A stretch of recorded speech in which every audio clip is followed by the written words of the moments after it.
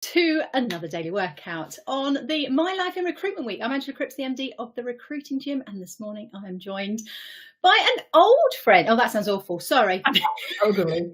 A friend from the past and the future and the present, Angela Ashwell. Good morning, Angela. How are you? Hi. Hello, Angela. I'm really good, thank you. It's the Angela Club today, so I'm good. I'm in safe hands. Happy to do that. Now we met many years ago at good old Blue Arrow. We were just discussing our lengths of service. So I did 13 years at Blue Arrow.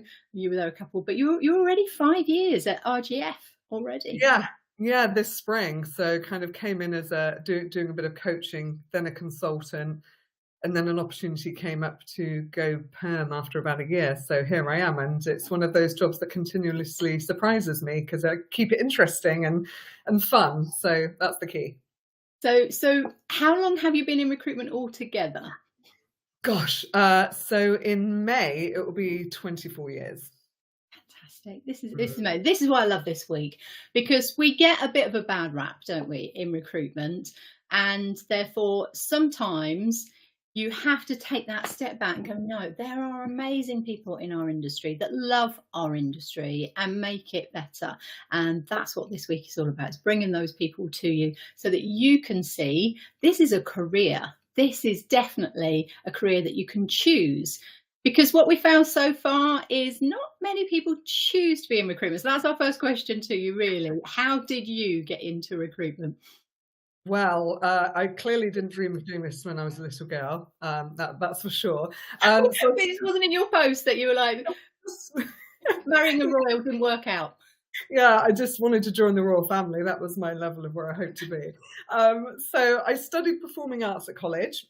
I got kicked out of home at 18. And I'd worked out in lots of different sales jobs all around my studies. So I've sold everything: double glazing, gym memberships, recipe cards, coffee, men's suits, just everything. And before I went into recruitment, I was working in a really nice corporate job, a telemarketing job. But I was also in the process of joining the police. So this is where it gets quite interesting. So I decided to become a special constable for a year to see if I really liked the policing side before making the big commitment that a career in the force requires. So I knew that I wanted to do more sales while I was doing that, but I wasn't sure what that would look like. So I printed my CV off, took a Friday afternoon off, walked down my local high street, walked into my first recruitment agency, and the recruiter said to me, "You'd be great in recruitment." Well, that's sales. Yeah, and I was like, oh yeah, that makes sense. You should come and meet our manager. Right, I'm going to block you an interview now. Great, off we go. So I was like, okay, cool. Walked into the second agency. You'd be great in recruitment. I was like, there's a theme here. Okay. So booked. They rang their manager while I was there. They closed me hard, and they got me an interview for the following Friday. And so within 15 minutes, I had 2 interviews with 2 different companies. And my experience that I'd had in the branch as a candidate was really, really positive. And I understood the client side because in the role I was in at the time, I had 7 temps working for me. So I had a relationship with a recruiter with that. So after realizing that you get shouted at much less as a recruiter than you do a police officer, I decided... I thought you were going to say as the hiring manager, and I was about, well, whoa, wait a minute. But no, as a police officer, definitely. Yeah. So actually, do both in parallel and you'll find recruitment less stressful. So I decided against joining the police, and here I am. That's amazing. But the fact that both those recruiters spotted that early on, we need to make sure that people are doing that. If you spot someone, one of your candidates that has great communication skills, good personality, questions, asks lots of detail, wants to know information, can solution drive a problem, then yeah, definitely try and get them in our industry, because 40 years later, they could still be here doing good for us. Yeah. So in your lifetime then, in that period of time of recruitment, we go with the good, the bad and the ugly, but I'll let you decide which order you'd like to go in. Yeah, so I'm an orderly person, so it's got to be in order. So I'll start with the good. So of course the money side is good, particularly when you're young. It's very attractive because, I was all about the shoes and the handbags and the watches. So that was fabulous. So it served me well. But having a meaningful impact on people's careers and lives is just absolute gold. So the relationship part is best. If you really look at this and know how to understand people's problems and how to solve them, and I describe myself as someone who is obsessed with service, you'll have a really good foundation to start with in recruitment. So things like when I helped a client of mine who was launching a new brand, they had the strategy, they had the funds, but they needed the people to make it a reality. And as most of us who've run our own businesses know, the hardest part of growing your business is getting the right people to grow that business for you. Yeah. So my job was to work with them exclusively to help them build their brand. And within a year, they had a multi-million-pound organization because they had the right people. The MD and I had the right plan. We worked to a recruitment plan. We were really disciplined, and it allowed me to get this right for them. So that's a really good thing. The exposure. Oh, it's snowing. Sorry, I've just surprised in Cornwall. So the exposure to the commercial world is really, really valuable because you really get to understand businesses, what makes them tick, what good looks like. So I would say that's good. And then the biggest thing for me, which I will bang on about till kingdom come, is the training and development of recruitment and a career in recruitment. So I had the really best start because I worked for a high street brand where there was a lot of discipline and rigor around training. So it's all very well if you sit next to someone on a desk and copy them. You're going to pick up their bad habits. You're going to have a real single lens of how to work and what good looks like. But when you get in a room full of experienced people with diversity of thought, then you can really enrich your experience as a recruiter. So for me, it starts with the onboarding and how you land. So in my first recruitment job, I had 2 weeks residential training shut in a room in Milton Keynes. It sounds like a bad dream. But the high street brands I worked from thereafter did similar, smaller scale, but frequent training. And that's actually where I met you on a perm course in Luton all those years ago. And that kind of training sets the expectation from the off. This is a tough job. You have to understand what you're walking into. If you like people or if you think it's HR, that's nice, but that's a tiny, tiny part of what you're doing. So I was under no illusion that the job was easy. And thankfully, because I've had a job since I was 11 years old, I've got a lot of grit and determination, not afraid of hard graft.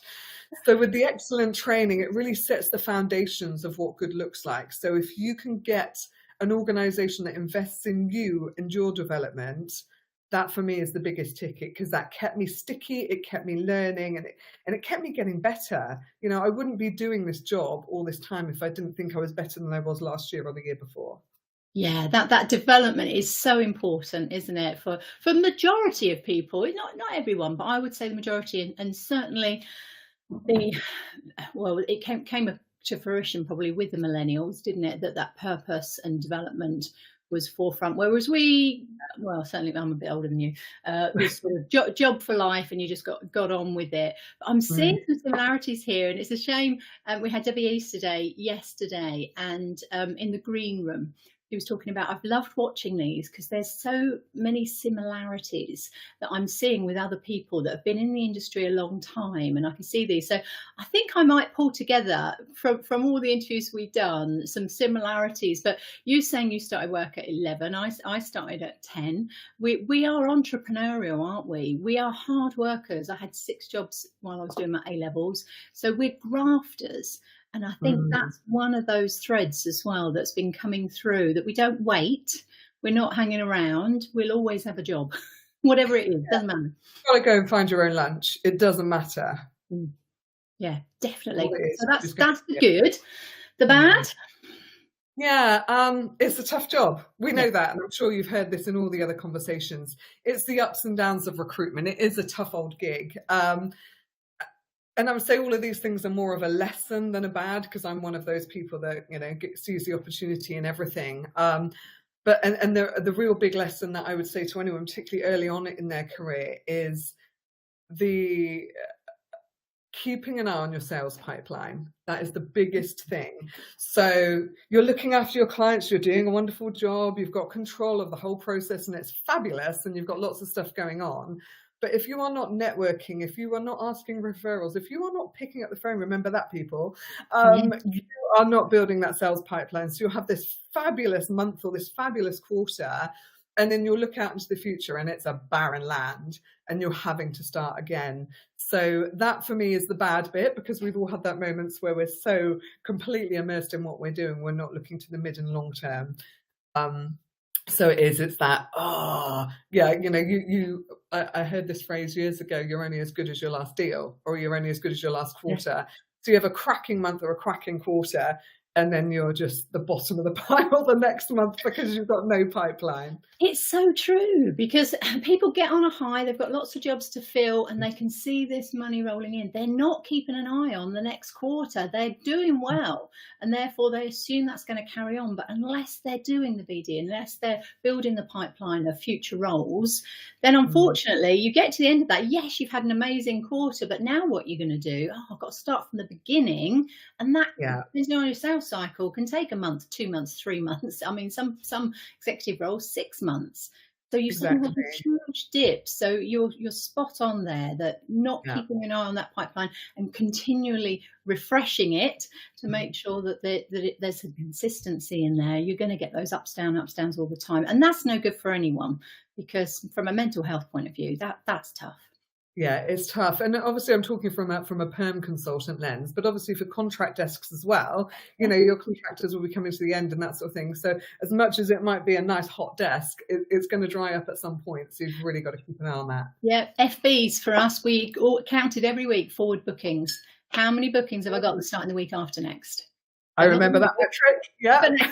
But yeah, all the forward bookings. So you could set yourself a target of how many forward bookings I want. And some might be starting in 6 months' time. It doesn't matter. If you've got a number that you're always keeping at that level, as soon as it drops below it, you know, oh, okay, I need to put some more focus on the forward stuff. So it's little tricks like that maybe we're not seeing.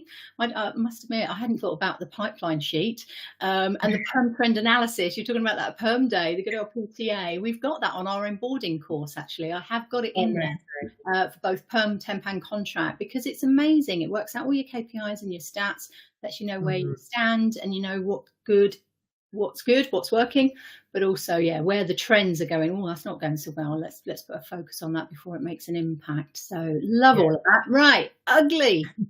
What's the ugly? Wow, gosh, in 24 years I've had some howlers, but of course all of these things good lessons. So I guess my biggest sort of punch in the face. So when I was 25, 26, I set up my first recruitment business with venture capitalists, which was really nice. I had a good track record and they believed in me, so that was great. But they were actually really unpleasant people and people you wouldn't want to do business with. So I quickly extracted myself from that and set up with no funding, just grit, determination, experience, and an equally capable, ambitious colleague, and then set up properly with no investment from there. So, and one thing that really stuck with me when I was thinking about this question is a message, I guess, to leaders about really understanding your people and what makes them tick. Because my ugly moments were because people weren't understanding and respecting what made me tick. So my first example was when a brand that I was working for, we had an office administrator and she was fabulous. And they decided, I think because they needed to justify the cost, that she would become a resourcer overnight. But by resourcer, it meant scanning CVs on the CRM and booking some interviews. So not actually doing any sourcing. But with that, she would take 50% of my revenue. So literally my numbers halved overnight, and I can't work doubly hard. It's not possible. I quickly extracted myself from that situation because I was there for the money. And if my manager really understood that I'm there for the money, I can do all of this stuff and I can still hit my target. You don't need to take half my revenue away for a bit of admin. That was pretty ugly because I felt it was quite unnecessary, but I guess they needed to justify her cost looking back. And another thing is when leaders undermine their recruiters. So I had a moment a few years ago where I was known for being the person with the highest average fee in the organization. I always justify my fee through my service. I justify my service through my fee. I'm all about that. And you need to be proud of what you do, and therefore, quite frankly, don't drop your pants on your fee. You know, we do a good job. We want to get paid for it. Great quotes from you on this. I'm going to have to go and write them all out. I had that obsessed with service right at the start, and all these phrases. But yeah, justify. I really am, which makes me the worst customer in the world because I have the expectations. But yeah. So with that, I'd gone to see a client who was quite frankly a horrible individual, and who was bullying me, or trying to bully me, into giving him a 10% fee. And so I thank you very much. Really enjoyed meeting you today, but the business isn't for me. You know, I'd recommend speaking to this recruiter or that recruiter, but I'm not your gal. Yeah. So a 20 minutes drive back to the office. I got back to the office, and the office had a phone call from this man who was very upset I wouldn't take his business at 10%. Now, you know, the goal. But of course, I just laughed and went, what do you want me to do? And my regional man, it got escalated to my regional, who made me work the vacancy, even though we'd been trained by that company to stand by our fees, you know. So totally going against their values and your values. Totally. Everything you just spent lots of money training me on. So of course I filled the role, and I did a great job. Really? Not sure. Yeah, I know. I did warn the candidate, to be fair. I was proper BITCHING about it, but I did it. And funnily enough, the candidate left soon after because she didn't like working for him. I'd been paid my commission in the meantime, because you just got paid when it was billed, and they never paid their bill. So I skipped off with my commission, said, told you so, and I went back to my clients who I worked with good relationships, who didn't have swaps because I didn't want to drop my fee. So that to me said, you know, the most senior person I was responsible to didn't respect what we were being taught to do as an organisation and my standards as a recruiter. So that's karma right there, isn't it, for that business? It was fun, I must say. Not made money. They've lost a lot of money, and that candidate you could have placed elsewhere and get them again. And I did, actually. I did place her elsewhere. And you know, respect what your consultants are saying. They are closer to the coalface than you are. You know. And don't undermine your people, and don't take things away from people who are money motivated. Really. Yeah. So that was pretty ugly. But no, I think that's a great example, and something, a lesson to be learnt there for everyone. So one, your consultants, John Brooks will love this. Stand by your fee. Stand by justifying your service through your fee. But yeah, if you are managing people and you have a rule, and it's a rule that you train, and it's a hard and fast rule, we know rules are meant to be broken, but not those ones. Don't be stupid. It was the signs were on the wall, weren't they? So and I was doing my numbers. It's not like I was struggling. I guess he was looking at the region as a whole and going, "We need a bit more money here." Not great. So there's an ugly for you, but that is ugly. On the flip side, it's made me appreciate recruiters even more from the client side. So I've gone into organisations as a contractor and said, "Our recruitment isn't working." Okay, what are you paying your recruiters? 15% off.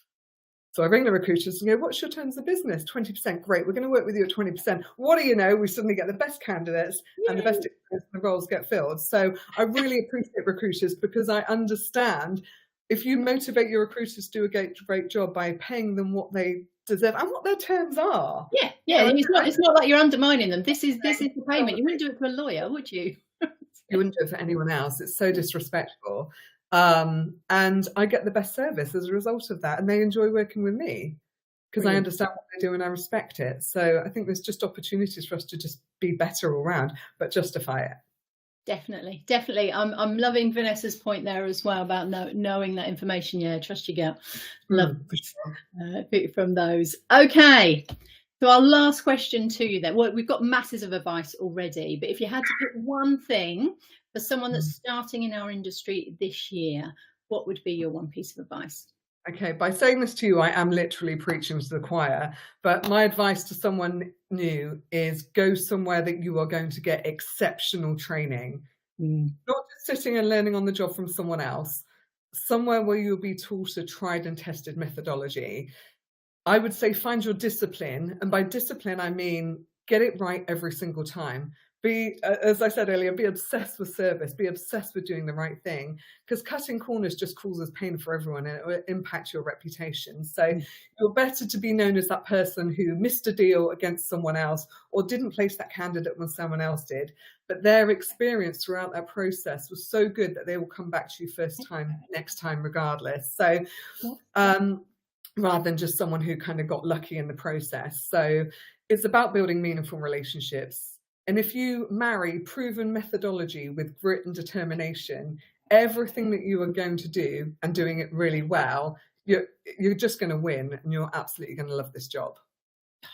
Brilliant. I think actually we've got Joanna Oakley over on LinkedIn Live. I'm not sure if it will show the whole quote, so I'm going to use this as our take away, finish on your session. Great session, obsessed with service, pipeline, forward bookings, sales calls, standing by your fees. So many great takeaways, and she wrote that before your last piece of advice.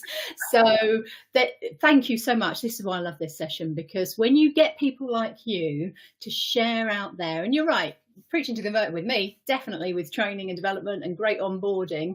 If we can get the onboarding link in there, Charlotte, from yesterday, because Job Adder are sponsoring some free training for that. Shout out to Firefish, who sponsor the daily workout, which means we can bring you information like this and bring you great guests that can share this type of thing that you can learn from. We put it on YouTube. We cut down all the bits of advice at the end so that you have a season 1, season 2 so far. This will create season 3. It's all out there for you. You can learn from these people. So make sure that you put some time in your diary for training, because if you're in one of those companies that aren't training you, okay, you're going to have to do it for yourself. That's where that self-starter comes in, and listening to people like Angela, it's going to make a big difference to your career. So thank you so much for your input. Loved that. We've had 4 ladies this week. I didn't do it that way, it just happened, but we've got James O'Brien tomorrow, so yep, we'll get the token mail on. Wonderful. Fantastic. Thanks everyone so much. See you tomorrow. Bye bye.